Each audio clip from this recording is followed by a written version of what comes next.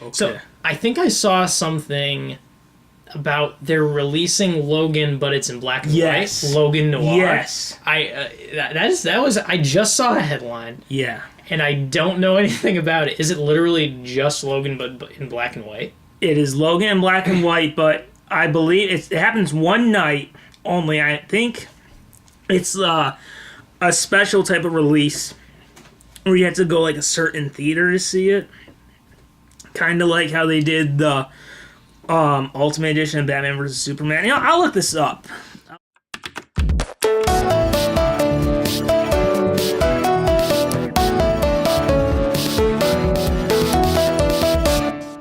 Look this up if you want to keep talking about your thoughts on black and white. Now that we're back from that cold open, this is a podcast called Comment Section. The Comment Section. It may or may not have a the. You know, we're either Michael Keaton or Ben decided. Affleck. If we're Batman. Yeah.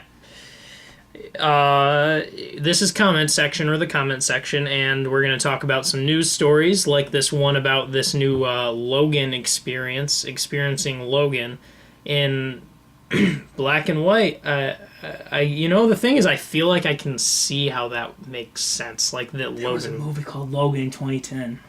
I just found this out. It probably doesn't have anything to do with. No, Wolverine. but I thought that was cool. Yeah.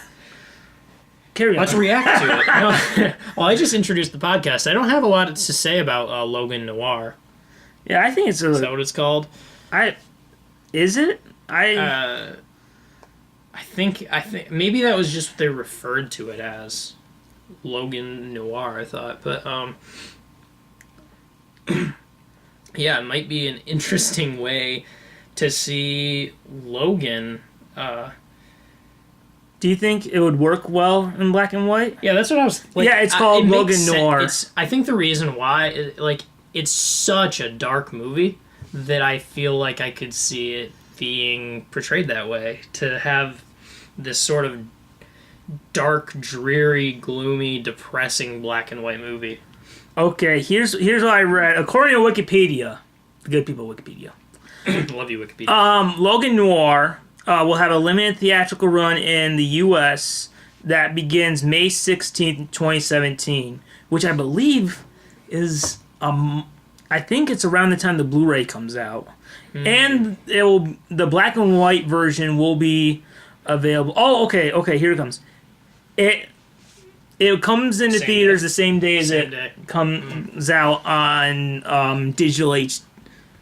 On the same day as Digital HD. Kind of like Batman vs. Superman with the Ultimate Cut. Well, that's... Yeah, I saw that little headline, and I was interesting. Well, anyway, it's cool. It's a cool idea. I think it does work in black and white. Yeah, no, I can see it. I mean, I don't know why I can see it, but I can see it. Like, a lot of the scenes, it'd be really almost. We're not gonna try to spoil anything, but it's been out for a while. Like, remember the scene where they're kind of in the barn family? Yeah. And then you have, spoiler. Please skip ahead, even though you would have no way of knowing where to skip ahead to if you don't want to spoil. We apologize, guys. But remember where the clone of Wolverine comes? Yeah. And, the family, we'll try not to spoil it. Rip. Man, that's I'm imagining that in black and white. That sounds real cool. Yeah, no, that's what I was thinking. Like, just a lot of those dark scenes in black and white. It almost feels like I wonder if that was part of the vision of it. I remember they had like a lot of images released that were in black and white. Yeah. But I don't know. How do you think the kind of like the softer moments will feel like? Kind of like. To go back to the family at the farmhouse, kind of like the scene where they're all having dinner, I thought that was like one of my favorite parts of the movie, because I remember it talked about the previous X-Men movie, and it's like, oh my god, it's the end, but we're kind of like, hey, remember that? We're feeling a little nostalgic. Yeah. I feel like the darker, scarier, more depressing moments will work in black and white more than the beginning section. I can't really But do you think it'll get taken away at all from those softer moments? You mean like that it wouldn't be in black and white the whole time? I mean, like, do you think that Oh, I see what you mean. not having color will take it away from it? Uh, Or do you think it won't really affect it that much? it's hard to say. I'm just trying to imagine it in black and white. I think maybe.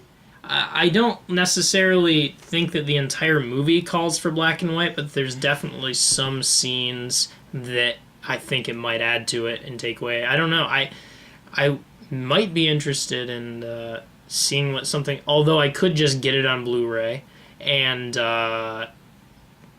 rip it. I don't condone that. I'm joking. Are you? I'm joking. Well, we'll have a digital copy if that makes you feel better. Oh yeah, that's true. And just put a black and white filter on it and just put on some. Well, it comes either. darken I believe it comes either way where you can choose. Yeah, Kind of like. so you on the actual Blu-ray is gonna have black. Yeah. The Blu-rays will have black and white. Oh, then I don't need to go through the effort. Of I'm sorry, you were just like, stealing. oh my god, I how am I wanted going to do something how am I going dastardly. to do this? Yeah, they'll never find out. The most dastardly criminal thing I've ever wanted to do is change the 2017 film Logan to black and white. I was gonna say something, but now I'm blanking. What we're talking before he's skipping in black and white. About the oh yeah, here's kind of a. Is there anything that you think could be like change the view if it was in black and white? Like I have this question to ask you. We'll go off topic, but come on. What do you think? Like we remember '60s Batman as like more of a comedic take, still very true to the character of who Batman is, just like Chris Nolan Batman, the first two anyway, and Burton's Batman. Do you think if '60s Batman was in black and white, it would change anything? Huh.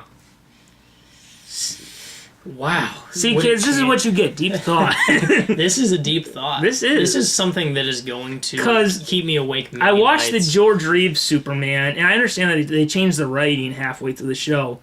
But the black and white episodes are more adult than the color episodes. At least that's what it feels like. Yeah, something about black and white makes it feel like it has to be more serious to me. Yeah. So, you think? I think it would. I think...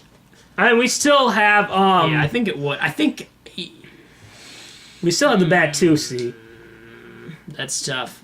Because I was also trying to... not all dark and serious movies would even work in black and white either. Because I don't think that the Christopher Nolan ones should be in black and white either. I think color is too important in them. Yeah. Especially in The Dark Knight. Yeah, especially... I mean, one of the things about that 60s Batman special was, like, color. You could have, like, all the villains. Which is probably why they gave Penguin, like, a purple hat. Yeah.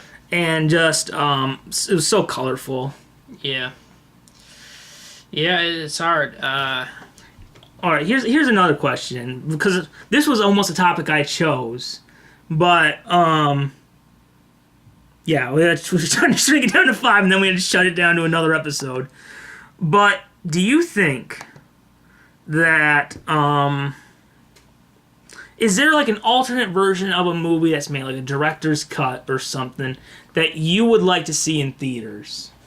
Oh, so... Yeah, well, I guess this one is kind of an obvious one, but it is... it's probably the most obvious one, and I believe they have many times, or at least a time where I probably could have seen it, shown the Lord of the Rings movies in the full versions, because those are... Most Lord of the Rings nerds will probably, like myself, will probably say that that's the way to watch them, is the complete full versions. And I do believe that they've shown those in theaters, probably select theaters before, for those people who want that, but I never have. I've only just sat down and kind of half watched it in a living room in the full versions. So it would be nice to see one of those in the full I've never seen any Lord of the Rings movies. I mean... That's on my list. It's tough. I mean, it's a lot. It's not something where I can easily say to anyone who hasn't seen it. Like, with something like, if no one's seen Star Wars, it's like, see Star Wars, it's fun. It's not that long. It's just a fun, good time. But Lord of the Rings is so dense. It's like, especially the full versions are like 3.5 hours of dense, like, I mean, there's some really exciting stuff in them, like, and just really fun stuff. Like, the whole first one, Fellowship of the Ring, is, like, colorful and vibrant and has a lot of exciting moments. But then the last two, and a little bit of that one, can get, like, so slow and political and just, like, you know, like just discussions and stuff that is very hard to. I know Dwight Schrute on The Office talks about it a lot. Oh yeah. Have you ever seen Clerks 2? No. There's like a scene where this character Randall talks about they're like debating Star Wars versus Lord of the Rings, and he talks about how the Lord of the Rings is just 3 movies of people walking, just walking. This is the first. This is the first movie. This is the second one. Yeah, and this is the third. Basically, no. What? I'll argue that and say it's not just walking. I didn't say it. It's walking interlaced with some battles. Okay, that's it. Because I mean, the entire plot of the movie is getting from point A to point B. And they walk to it, and then the battles are almost on the side between. Well, they're trying to keep Middle Earth safe from evil. I'll have to watch it sometime. Yeah, I'm trying to think. They did have it the day before the Blue. I would have liked to have seen probably the 3-hour Batman versus Superman. You know, the better version. Even though I like the theatrical one, but I would really have liked to. I'd really like to see. Do you know about Superman 2, the Richard Donner cut? The original ones. I don't know a lot about it. Basically, what happened is when they were making the first Superman movie, they were filming Superman 2 at the same time, but Richard Donner, the director, did not get along with the Salkinds, who were the producers, and they were fighting about money problems, and they had to stop working on Superman 2 and just finish Superman 1. And they had like such a bad relationship that they fired Richard Donner from Superman 2, and to make sure that he did not get credit on Superman 2, they rewrote the script and reshot it. So for years in a vault, there was an alternate version of Superman 2. Wow, just a whole alternate version. It's got like a lot of the same beats. Like it's about how Lois finds out Clark is Superman, and you have General Zod. But it's like instead of but there's like a lot of different stuff, and I actually think it's a better movie than. I love the Richard Lester version. And I felt like the Donner version was better.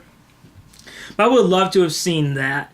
There's like this really cool scene where one of the ways that I'm trying to figure out, I think in the Richard Lester version, she kind of finds out he's Superman because his glasses fog off, like fog from Niagara Falls, and she takes them off and wipes them, and she sees him without his glasses. In the Richard Donner version, she's sitting there, and she sees Superman, she looks at Clark, and she'll draw, like, glasses on the newspaper of him. Oh. And it was really cool. And there's, like, one scene where she jumps out of a window saying, "Save me, Superman!" And Clark, like, super speeds down from the Daily Planet, and he, like, uses, like, his super breath to, like, push, like, some fruit under her so she falls and crashes on that. Oh. But I would like to have seen that version in theaters.